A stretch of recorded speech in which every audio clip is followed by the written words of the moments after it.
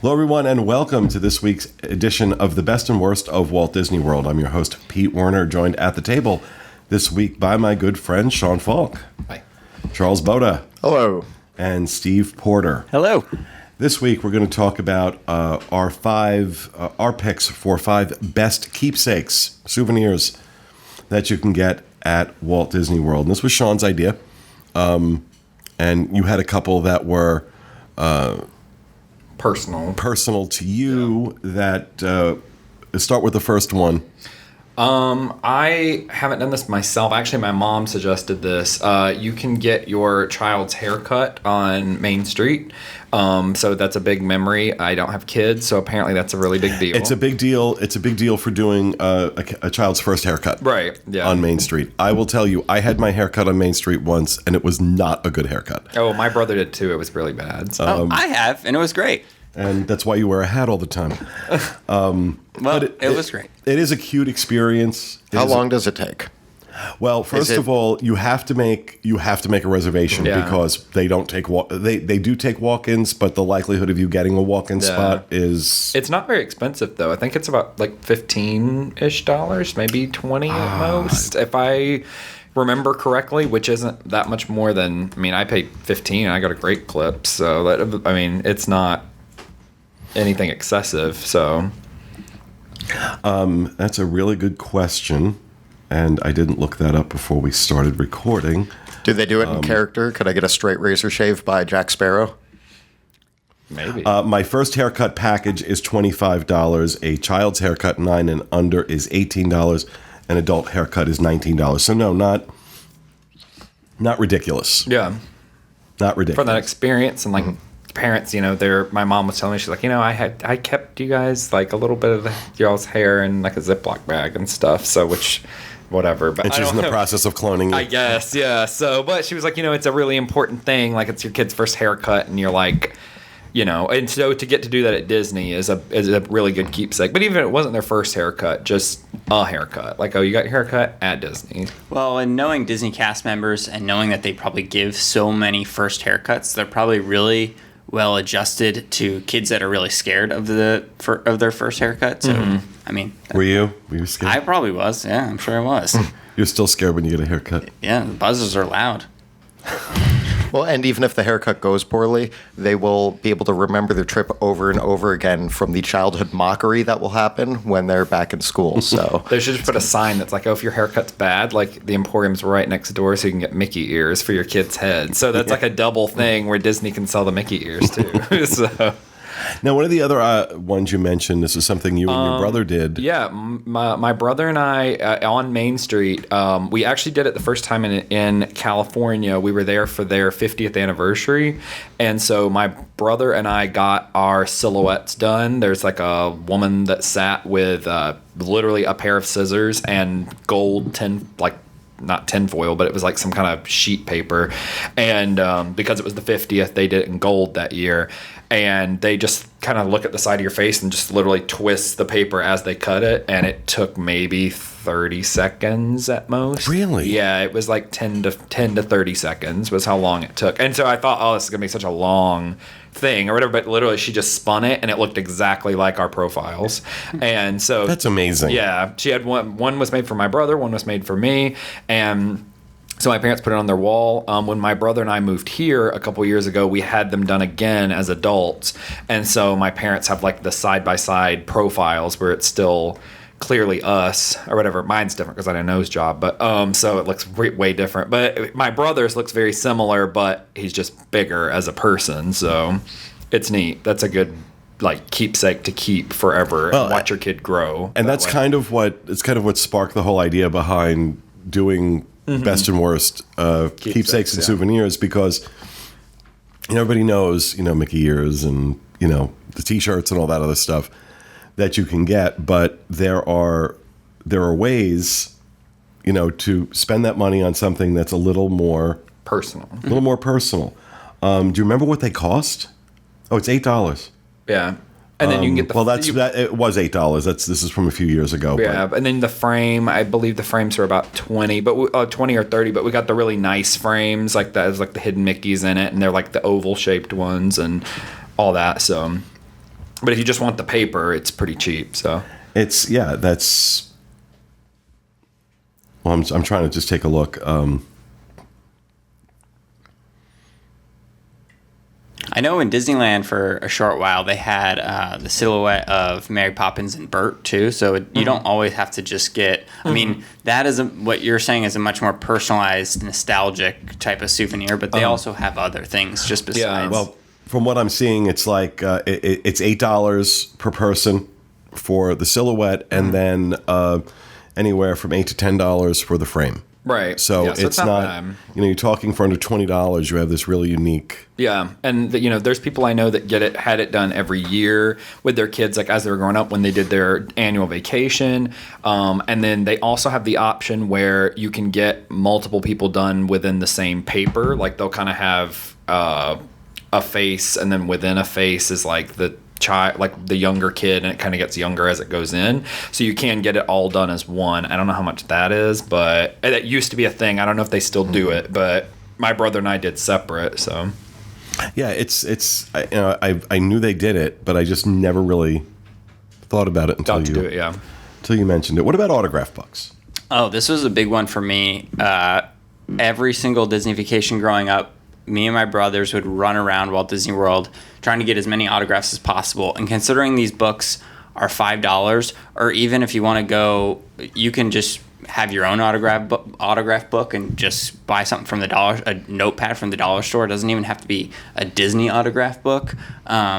Having that as a souvenir to look back, and I remember like holding my autograph book on the plane and looking through every page. And it is a total really cool time consumer in your vacation in a good way, in that you're constantly like working together as siblings to find new characters, and you all get excited, and so for me that was a personal nostalgic thing that we loved getting the autograph books, because that was our excuse to meet every character. So Who gives the best autograph? Who's your favorite? I don't remember at this point, but I wanted like a firm, direct answer from that. I was gonna say I love how each character's autograph is very, very individual and unique to them. And I've known people that were friends with characters and that kind of stuff, so I've gotten to see a good chunk of them. I love the genies. If you can ever run into the genie and get his, because it's like the lamp and then like the cloud coming out makes like the genie, like it's kind of like the smoke look coming out of it. So that one's a really neat one. And I've seen like Brer Rabbit's before, and his is pretty cool. And Prince Eric has a really neat one. Doesn't it's very, Eeyore like, nautical. have a cool one too? Yeah, his is neat. So yeah, a lot of the mainstay characters have some really, really, really cool ones. So, and every now and then you'll see a random character like Jane from Tarzan or something, and she'll do hers, and it's very like formal and pretty and stuff. So Now, one of the other ones that was mentioned as we brainstormed our list was Wilderness Explorers. yeah, over at Animal Kingdom, you can, as an adult or with children or whatever you want to do, as soon as you're coming in, they're always standing there like in front of the Tree of Life there with Wilderness Explorer badges, and you see them all over the park. And it's a thing that you really have to you really got to commit to this, because it's an all-day thing. Like, this is your day at Animal Kingdom. So I would probably recommend it to somebody that has either an annual pass and goes all the time, or somebody that has small children that, some of their bigger kids want to do Pandora, they want to do Expedition Everest and Dinosaur, those kind of things, where somebody else could take the smaller kids around to do Wilderness Explorer. Or if you have like extra days, a lot of people will book like 6 days at the parks, and they do Magic Kingdom as their extra day, like every single year. That's always their extra. But if you wanted to mix it up and be like, okay, we're going to Animal Kingdom and we'll like ride Pandora in the morning, and then the rest of the day we'll do Wilderness Explorer badges. And so you have you get your book, and you find it literally directs you around the park to each one. And I think there's about 50 or 60 stations throughout the park. That sounds exhausting. It's a lot. It took me over a full day of doing it, so it took me 2 days to get mine done. But I also was riding a couple rides in between, and so for each one you finish, you get a sticker. It's literally like teaching you about the lion, like the name of the lion is this in this language, and these are like facts about lions. And there's a cast member there talking all about like the lion and what they do and their habitat and what you can do to help preserve them, and like what you can do in your own backyard to help preserve the animals you have, like your wildlife. And so each booth has it's not always animals, sometimes it's plants, sometimes it's just environmental stuff in general, but it's really neat. And at the end you get to keep your booklet and take it home, and that's a long free day of a thing. To piggyback off that, we actually didn't write this down, but in you talking about wilderness explorers, I thought of Sorcerers of the Magic Kingdom. The card game is also very similar in the fact that it's a free game. You get your cards, and you kind of have this similar scavenger hunt around the Magic Kingdom. So kind of along the same lines, if you're not doing an Animal Kingdom day, but that sounded interesting to you, then that's... But you can also spend money. You can. On Sorcerers of the Magic Kingdom. Yeah. You can buy cards, you can... and you can like buy booklets, and people get really into it. But it is another free scavenger hunt type thing. Yeah, it eats a lot of time. And that's one of the things that all of these had in common, was that they were either no cost or low cost. We talk about the silhouette being $9 or $10, the haircut being $18, the cost of an autograph book, Wilderness Explorers being free, Sorcerers of the Magic Kingdom being free. But the other one that we came up with is definitely not free. Right. As a matter of fact, it's very expensive, depending on how you utilize it. But PhotoPass. And so I question these guys. Do you really think PhotoPass is worth, what you pay for it? Which I'm not sure what the price is now, but this is upwards of $150. For those who are not familiar, PhotoPass basically allows you to utilize any of the park photographers that you see in all different places. God knows that they're ubiquitous at this point. And you will get digital access to all of those photos online, and then you can pay to have them, printed out or, with frames and other things on it. But most people, I think, just use it for the digital aspect. So why do you think this belongs on this list?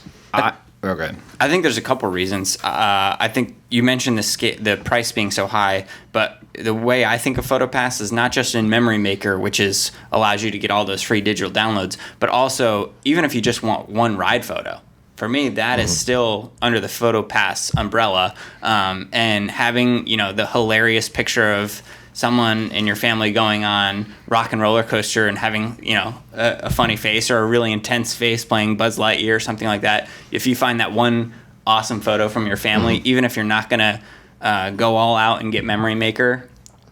I think, $169. Yeah. Then I think even if you just want to get one or two photos, it's still the PhotoPass service still offers a lot for everyone. Yeah. And there's a wide range of what they offer too. So you've got seasonal stuff like in the PhotoPass Studio. They will have green screen backdrops where you can take like Christmas card pictures for your family if you want to, not just photos of yourself in the car, of yourself in the parks. You've also got stuff like all of the magic shots and all of these like unique and somewhat changing kind of things, and they're a bit special. And if you don't take a lot of photos, like I like taking a photo rather than being in it, so I probably wouldn't use it. But as far as families, if you want to capture the memories and stuff and take full advantage of your time in the park that way, then yeah, you're gonna want to use at least one of the PhotoPass products. And Memory Maker is a generally good idea to have when you're going through. I also think the point that Sean brought up in the meeting about your dad, I think you should bring that up again. Cause we the big thing for me, we were talking about like, is it worth the money and all that. We have so many photos from going to Disney as a kid, and my dad is not in any of those photos. So he had to take the photos for all of us. So it's my mom and me and my brother in the photos, and he's not there. So, and now like looking back at them, I'm like, well, crap. Like I wish he was in some of the photos when we all went. And so that's one of the things for me with the paying the extra for that. You're getting really good quality photos. Like the actual look of them, even with the digital downloads, is amazing.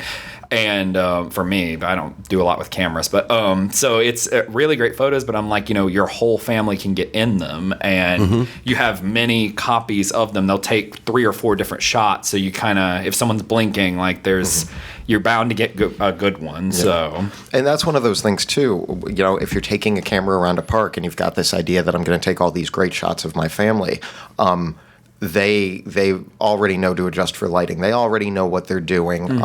So if you want to a certain degree, they provide a certain amount of consistency that an amateur photographer might not get without a lot of extra work. And I think that's where I'm going with this, is that taking a camera, a nice camera around, or lenses, if you're not a professional photographer, it can get harrowing trying to avoid your time in the park and also capture pictures of it. It seems really easy at first. We'll just snap some here and there. But you're waiting for people. You've got people like in lines and stuff. The PhotoPass photographer has a place set up that they already know the shots are going to look well, and you get some consistency. So if the reason that you're taking photos or taking that camera with you is for family pictures, I'd go PhotoPass. If you want your own unique pictures of like attractions or the castle or something, bring the camera with you. But if you're just looking for the family stuff, PhotoPass is the way to go. I'll also mention with PhotoPass, you can take great pictures with characters, but I've noticed that the PhotoPass people will, or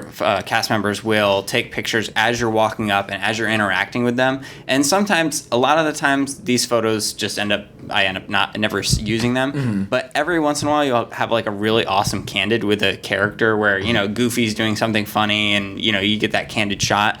And so those are always great when you go through Memory Maker and you say, oh, that's a kind of a cool one. So just another reason. Now, this whole conversation has made me think about, like, you'll notice I didn't really chime in too much on this list. You guys were the ones that were saying, oh, we do this.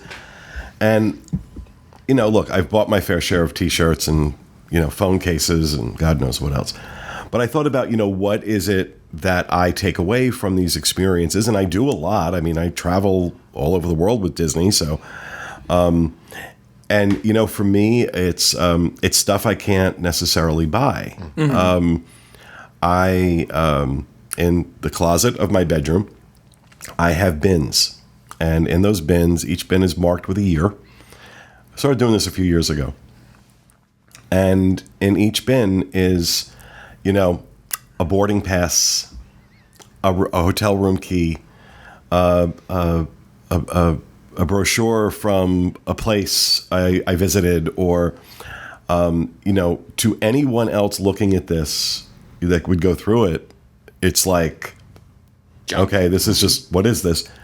For me, I look at those little things, and it just like struck me because, I've got no trouble spending money on, we're about to go to Italy, and I'll spend some money when I'm in Italy. Those things, though, I mean, with some exceptions, those things, though, aren't the ones that I connect to emotionally when I see them.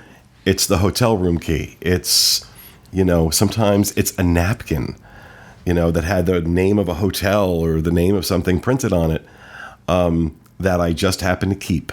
And so I have bins full of this stuff. And I'm so obsessed about doing it that there are times like I've had to like purge some of these bins. I'm like, I can't fit, because these are like big, long bins that can fit on the top of my closet. And I can look through them and like literally like in some cases re-feel the emotion of that experience of wherever it was I went. So, we talk so much about how much it costs to go on a Disney vacation. And it does, God knows. But I just was kind of struck by the thought that probably the best souvenirs are the ones you don't pay for. The ones that are just part and parcel of the experience. Right.